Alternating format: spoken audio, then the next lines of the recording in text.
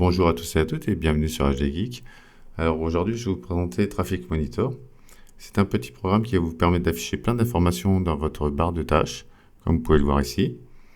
Alors celui-ci est un petit programme qui est très récent sur le GitHub et qui est de source chinoise. Alors comme vous pouvez voir, la page principale est écrite en chinois.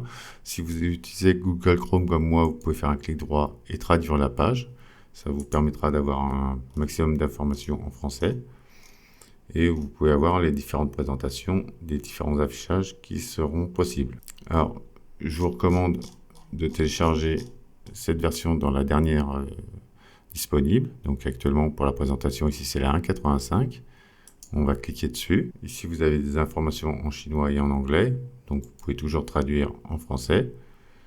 Vous allez récupérer la version 64 bits pour Windows 11 ou Windows 10 ou version x86 si vous avez des anciens systèmes. Une fois téléchargé, vous allez vous rendre dans votre dossier de téléchargement qui n'est pas celui-ci, qui est ici. Pour moi, c'est dans mon gestionnaire de téléchargement Compress. Vous voyez ici, je retrouve mon fichier zip que j'ai extrait. Je suis rentré dedans, j'ai récupéré le dossier que j'ai copié et collé sur le disque C, comme on peut le voir ici dans Program File. Donc j'ai collé le Traffic Monitor et vous allez exécuter le Traffic Monitor.exe.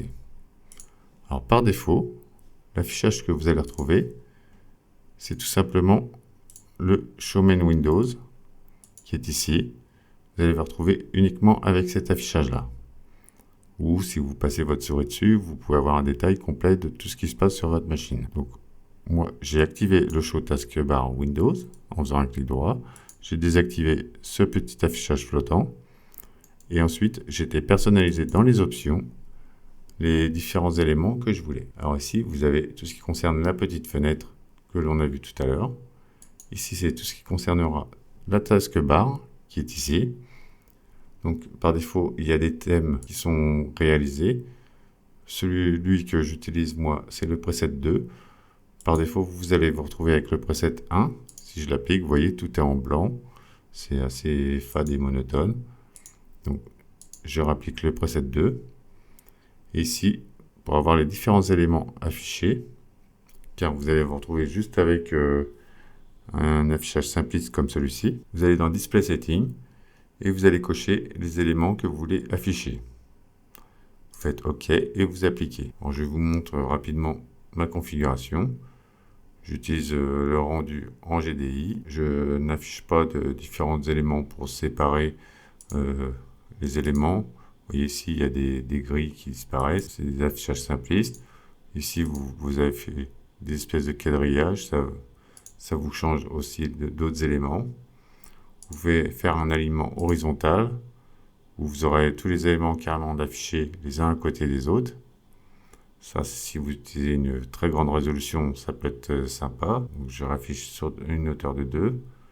Je sépare les valeurs des unités par des espaces, juste après. Sinon, si je ne mets pas ça, comme vous pouvez voir ici, il y a 47 espaces degrés. Vous voyez ici, c'est tout à fait collé. Ça vous permet de gagner un petit peu d'espace. Et ici, on peut demander l'affichage des tooltips, c'est-à-dire des petites astuces. Ici, comme je passe à ma souris, je vois des détails un peu plus importants. Je peux le demander qu'il me le retire. Et vous voyez ici, j'ai plus rien. Ici, j'ai l'affichage en bytes ou en bits. L'unité par défaut, ça peut être fixé en mégabytes. Par exemple, si je l'affiche en mégabytes, ici on voit qu'il ne m'affichera que des mégabytes pour le téléchargement et l'upload. Là, on peut demander de ne pas afficher la vitesse ou de ne pas afficher le pourcentage. Je le laisse comme ça. Enfin, à vous de jouer avec les différents settings.